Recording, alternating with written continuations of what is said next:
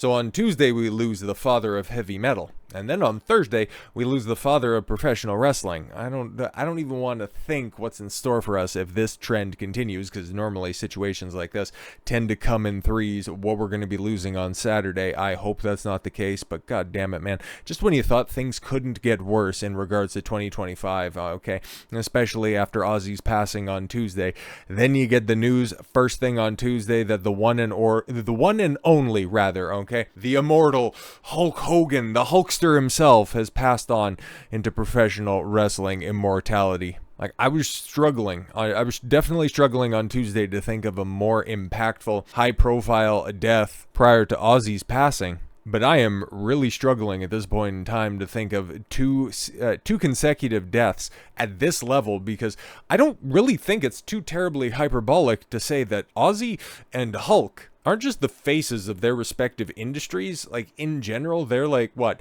top 10, top 25 most famous people, full stop? Like, to this very day, even if somebody didn't watch professional wrestling or couldn't name you like a handful of wrestlers in general, but if you just say, hey, cut a pro wrestling promo, okay? Just do a wrestling promo. What's the first thing that they're going to do? What's the go-to for them, okay? It's either going to be, oh yeah, snap into a Slim Jim, something like that, or it's going to be, well, let me tell you something, brother. Something that hasn't really been uttered in 30, 40 years at this point in time. That just goes to show you, man, everybody knows. Maybe not by name, but definitely by reputation, Hulk Hogan. Like, talked about it before, and hell, we were pretty extensive on this about this time last year. Hulk Hogan showing off his ability to captivate an audience the way that he did as the most notable and charismatic, and he got the biggest ovation at the RNC last year. Like, it was electric, and it was really cool. It was really cool for him to just, tear off one more t-shirt in public like that, and it sounds weird out of context, but no,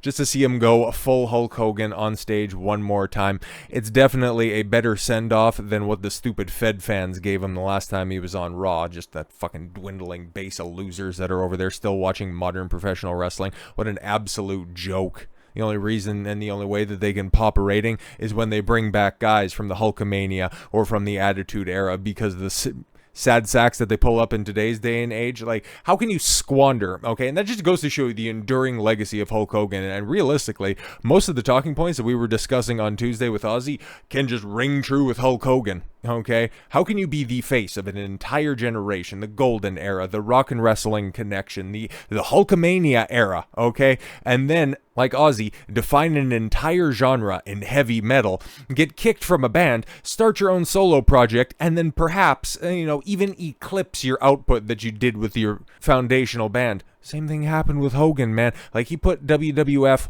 on the map. Without him, WrestleMania doesn't happen. Professional wrestling doesn't get off of sound stages, doesn't get out of gymnasiums, it doesn't go into arenas and stadiums, doesn't break through. And, Macho Man could have done it. I'm a big Macho Man fan, okay? Especially when it comes down to this stuff. Like, when you look back in the day, yeah, it's definitely Mach, it's Ric Flair, all those guys, but still, without Hulk Hogan up front being the face of this, like, shit like this doesn't get taken to the next level.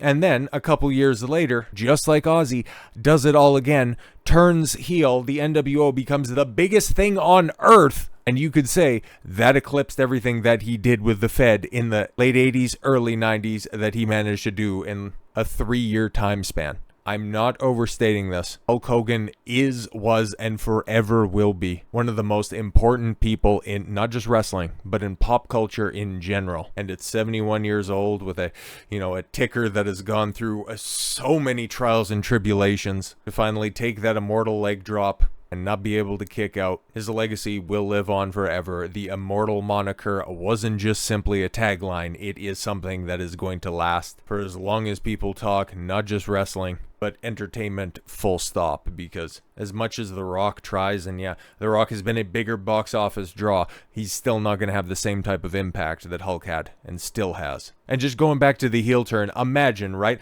Like, this is why modern wrestling sucks so goddamn bad, okay? Because everybody has been wanting, everybody has been gagging for the John Cena heel turn that kicked off at the beginning of this year, and just look at how squandered that has been so far. And Hulk turns heel at Bash at the Beach 96 and kicks off a renaissance for the entire fucking industry. The dragon that modern day circus is still trying to chase to this very day. It's so wild, man. And even though, like growing up and because of, where I'm at up here in northern Alberta, we didn't get access to like TNT or anything like that. So when I was growing up, I'm born in 1990. So obviously during his first run in the Fed, I was a little bit too young or not alive enough in order to really experience it full stop. Okay. I missed the first 5 WrestleManias. Unfortunately, wasn't quite born yet. And even when he sold out the Sky Dome, I was 1. Okay. And because I think, Hulkster only worked like 2 episodes of Thunder with the only type of WCW content that we could get up here because they would play replays on Saturday or Sunday on TBS. I can't quite remember, but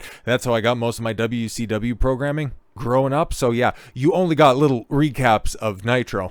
You got little glimpses of Hogan. So what I really seen at the time, prior to really going back and really appreciating what he did for the business, was his second run with the Fed, which was pretty cool, all things considered. And yeah, he was getting far and away the biggest pops on the show. And he really did put everybody else, especially at that point in time, to shame when it comes to how he could work a crowd. It really wasn't until much later in life that I really started to appreciate Hulk Hogan. And yeah, man.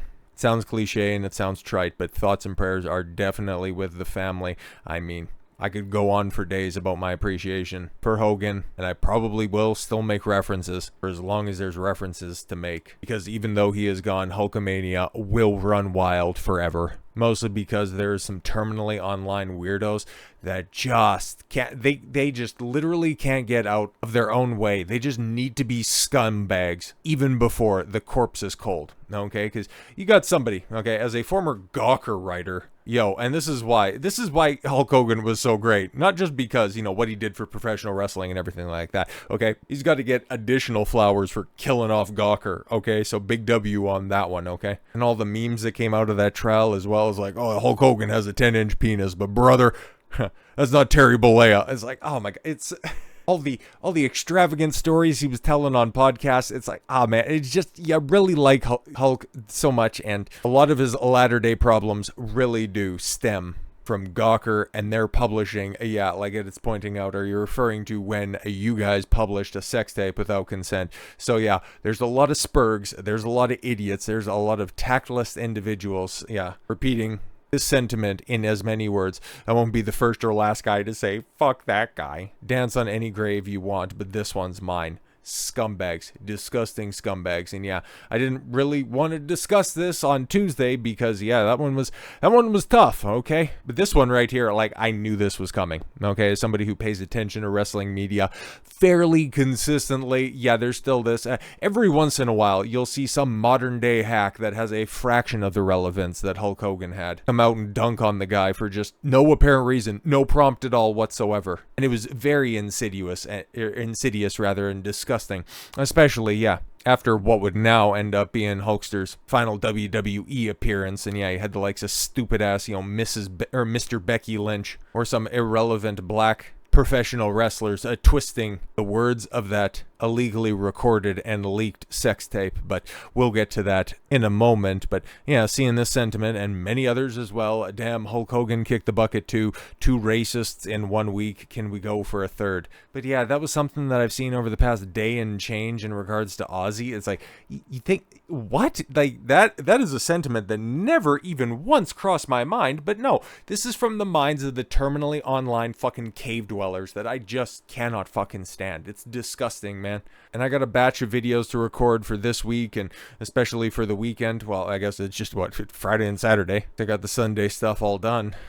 But I'm just going to be piecing out from the internet because like that Aussie stuff, that was a lot. And then to see everything that's happening with Hulk and just to see people cheering on deaths. Like I seen this with Kevin Samuels a couple years back, just these same types of people doing the exact same shit. And then, right after the Trump assassination attempt, it's like, I generally think that people are good-natured and I'd like to give them the benefit of the doubt, but every once in a while, there are things that just really shake your faith in humanity. And well, it's always the people that tell you that they want fair treatment and You need to atone for past indiscretions that always show themselves to be, well, worthy of such discriminant treatment because, yeah, you just got this little, minute 10, minute 11 long sizzle reel of just absolute shitbags. And this is about all I can stomach, so let's play some of this. You think we care about this?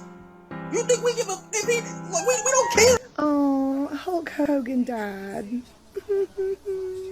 Maybe we can get Kid Rock next. Hulk Hogan's fucking dead. Hulk Hogan's fucking dead. Shut the fuck up. We're not actually mourning this motherfucker's death, are we? What the heck?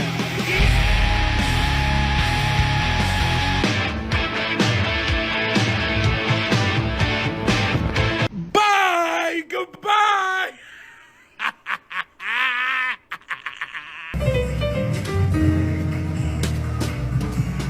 The half-wit, better known as Hulk Hogan, has passed on, and I, for one, am happy about it. If you haven't heard, Hulk Hogan had a heart attack last night. All that hatred balled up in his chest, all that shit finally did its job. Took a long time. Took way too long, in my opinion. And for anybody who's like, the left is celebrating the passing, how dare... Fuck him, you and your mother, okay? I just want you to know that from the bottom of my spirit. Well, here's the thing. Whenever you die of cardiac arrest in your late 20s, nobody's gonna give a shit. The fact that somebody can still elicit such a response like that, if you want to talk about the hate that's in his heart because, gee, on a private recording, he said, yeah, I'd prefer if my daughter didn't date or didn't marry a black guy because I don't want her to have to pay the toll.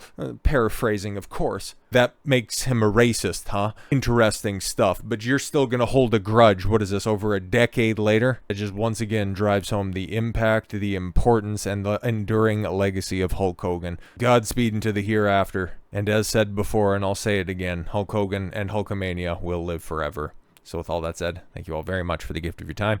I've been Don Consuelo. I want you to follow your gut and get after it. Take care, everyone, and rest in peace.